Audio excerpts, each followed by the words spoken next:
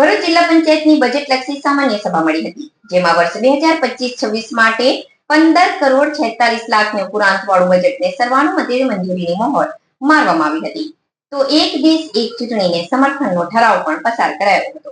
ભરૂચ જિલ્લા પંચાયત સભાખંડ ખાતે બજેટલક્ષી સામાન્ય સભા મળી પ્રમુખ મહેન્દ્રસિંહ વાસદિયાની અધ્યક્ષતામાં મળી હતી, જેમાં વિવિધ 10 મુદ્દે ચર્ચા વિચારણા કરવામાં આવી હતી. વર્ષ 2024-25નું સુધારેલ તેમજ વર્ષ 25-26નું 15 કરોડ 46 લાખ ઉપરાંતવાળું બજેટ રજૂ કરવામાં આવ્યું હતું. સભાની શરૂઆતમાં હાલના પેટા ચૂંટણીમાં આછોદ બેઠક પરથી વિજેતા થયેલા મેલાભાઈ વસાવાનું સ્વાગત કરી આવકાર આપવામાં આવ્યો હતો. વર્ષ 2025-26ના બજેટમાં અંદાજિત રૂપિયા 87 કરોડ 45 લાખ 57,387ની આવક સામે 71 કરોડ 98 લાખ 79,000 રૂપિયાની જાવક સાથે 15 કરોડ 46 લાખ 78,387 રૂપિયાના પુરાંતવાળું બજેટ રજૂ કરવામાં આવ્યું હતું, જેમાં આરોગ્ય ક્ષેત્રે 2 કરોડ 25 લાખની જોગવાઈ કરવામાં આવેલ છે, તો ખેતીવાડી ક્ષેત્રે 1 કરોડ 2 લાખની, શિક્ષણ ક્ષેત્રે 4 કરોડ 9 લાખની, તે ઉપરાંત સિંચાઈ, સમાજ કલ્યાણ, શિક્ષણ વગેરે માટે પણ ગત વર્ષની તુલનામાં વધારો કરવામાં આવ્યો છે. આ અંગે જિલ્લા પંચાયત પ્રમુખ મહેન્દ્રસિંહ વાસદિયાએ જણાવ્યું હતું કે આ ઐતિહાસિક બજેટ છે, જેમાં વિવિધ વિકાસલક્ષી કાર્યોને આવરી લેવામાં આવ્યા છે, જેવા કે જિલ્લાના તમામ સામૂહિક અને પ્રાથમિક આરોગ્ય કેન્દ્ર ખાતે વિવિધ ટેસ્ટ માટેનું ઓટોમેટિક મશીન મૂકવામાં આવશે, જ્યાં મફત ટેસ્ટ કરવામાં આવશે, તેથી લોકોએ શહેર સુધી આવવું નહીં પડે. તો દરેક તાલુકા દીઠ એક ડ્રોનની ફાળવણી કરવામાં આવશે, જેથી ખેડૂતો એકદમ સસ્તા દરે દવાનો છંટકાવ કરી શકશે. આ ઉપરાંત 119 જેટલી ગ્રામ પંચાયતોનું નવીનીકરણ કરવામાં આવશે. નર્મદા નદીના કાંઠાના ગામોના વિકાસ માટે પણ રૂપિયા 10 કરોડની અલાયદી જોગવાઈ કરવામાં આવી છે, જેને સર્વાનુમતે મંજૂરીની મહોર મારવામાં આવી છે. આ ઉપરાંત સામાન્ય સભામાં એક દેશ એક ચૂંટણીની સમર્થનમાં પણ ઠરાવ પસાર કરવામાં આવ્યો હતો. સામાન્ય સભામાં વિવિધ સમિતિના ચેરમેન, સભ્યો તેમજ જિલ્લા વિકાસ અધિકારી અને અન્ય અધિકારીઓ ઉપસ્થિત રહ્યા હતા.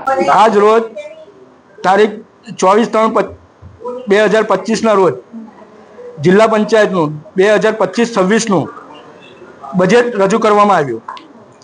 ગત વર્ષે 2024-25માં રાજ્ય પ્રવૃત્તિ અનુદાન સહિત 838 કરોડનું બજેટ મંજૂર કરવામાં આવ્યું હતું. તેમાં 33.95ના વધારા સાથે 2025-26નું 1122.71 કરોડ રૂપિયાનું બજેટ મંજૂર કરવામાં આવ્યું છે. વર્ષ 2024-25ના બજેટની કુલ રકમ પૈકી 22.66 કરોડની 100 ભંડોળમાં જોગવાઈ થયેલી હતી.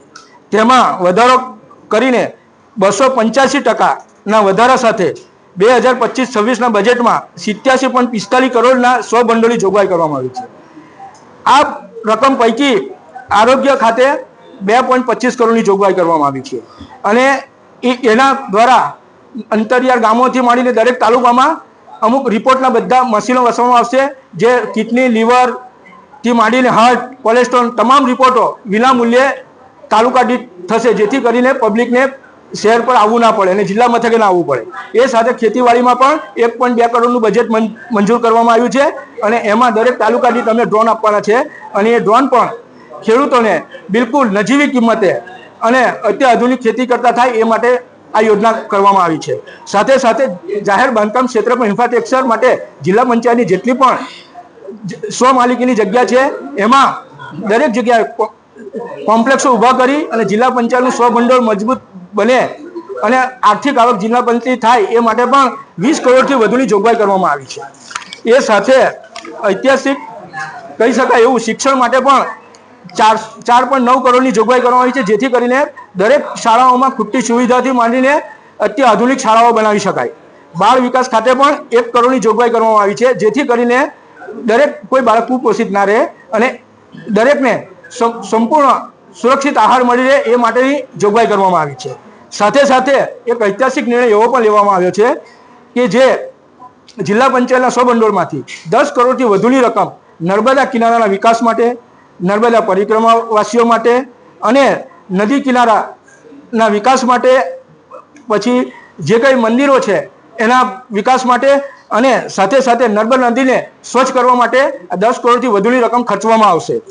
એ જ રીતે જિલ્લા પંચાયતે અનેક જોગવાઈઓ કરી છે, જેનો હું ખૂબ જિલ્લા પંચાયતના દરેક સભ્યોનો ને બધાનો ખૂબ આભાર માનું છું.